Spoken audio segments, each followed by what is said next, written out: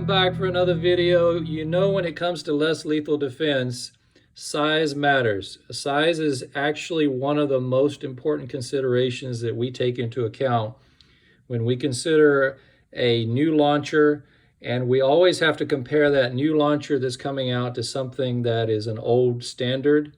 And in my case, it's going to be the TCP. This has been around for a while. FSC, TCP, we all know that size. You know, when I show you this, you can relate. Most people can relate that have these. And so what I'm really interested in talking about today is the new HPA pistols that are coming out. Are they up to speed? Are these really ready for what we need in terms of replacing CO2 and moving to HPA? It's extremely attractive to be able to move the pistol format to HPA simply because it's easier for carry. CO2 will not be an issue in terms of HPA versus CO2 will be not an issue for carry in hot weather, cold weather. So there's a lot of advantages. But the one disadvantage that I see that I still have a concern about is the size. And just for reference right here, I've got a ruler. And I've got this set at 12.8 inches, and I have that set there for a reason. This is the TCP with a 6-inch barrel. This is my 9-inch barrel, and that's about where it's going to go.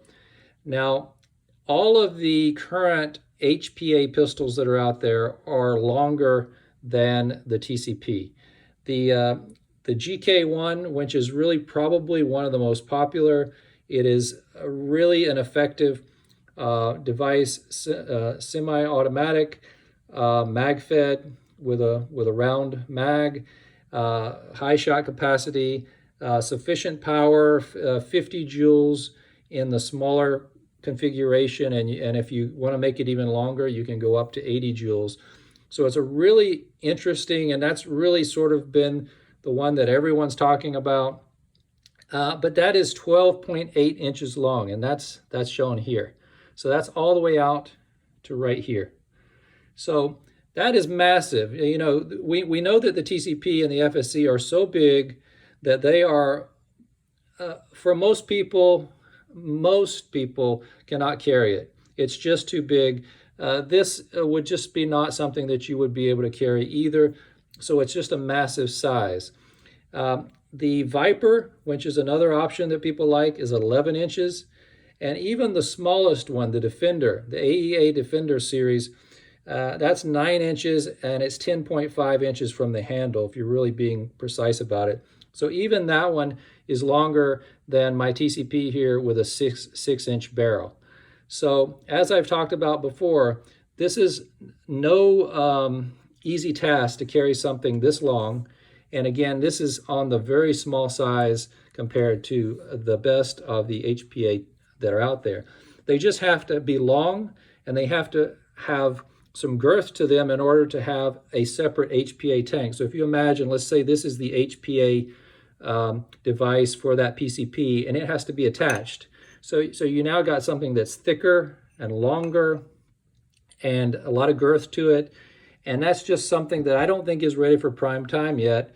I really have high hopes for moving away from CO2 and moving to HPA, and I really think that that is something that is realistic if the air can be compressed into something that's not this long, but is, you know, just a fraction of that size and can be incorporated in some way that doesn't add a lot of length, but you've got this really great high pressure air source that is built into a more compact design, and then be able to bring this barrel back into like 4 inches. Then you're really on the verge of having something that would make everyone very excited. I mean, I know there's a lot of excitement, as is for a 12.5 inch long launcher, but you can see that won't even fit in my screen here. That's a long launcher, and it's just something that, you know, how are you going to carry something like that on body? You're just not going to do it. And so I don't go for those things. One, because of price. I just think that a lot of these new technologies, when they first come out, you're talking anything that's over $1,000 for a small pistol-shaped air-powered launcher is way too expensive. Even the rifled versions, which are arguably more powerful and more capable, they're even less applicable for most less lethal, because most less lethal situations are going to be when you're out and about outside the home. You're not going to carry a rifle around. The rifle might be useful for you in home defense. It might be useful for around the home or on property, but it's not something that you're going to carry with you either.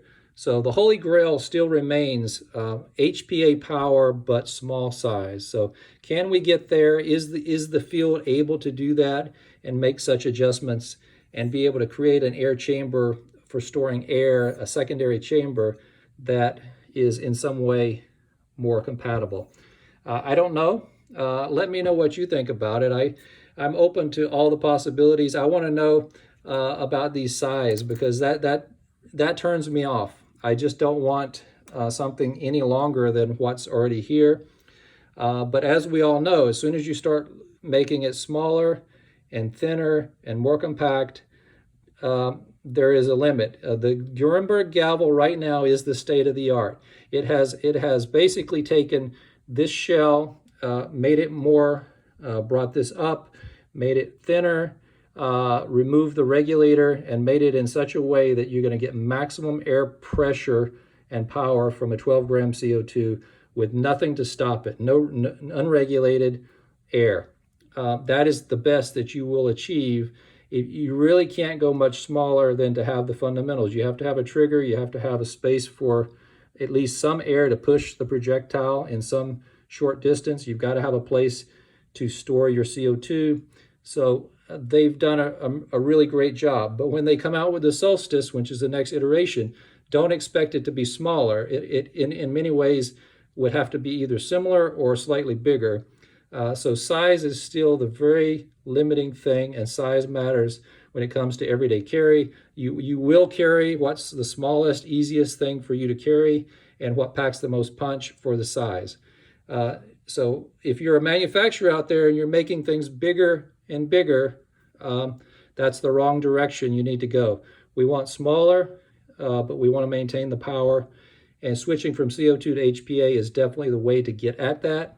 How much high pressure can you take in a container safely and make a tool that will work for everyone? I don't know, but let's talk about it. Let me know what your thoughts are. And as always, everybody take care, and we'll see you in the next one.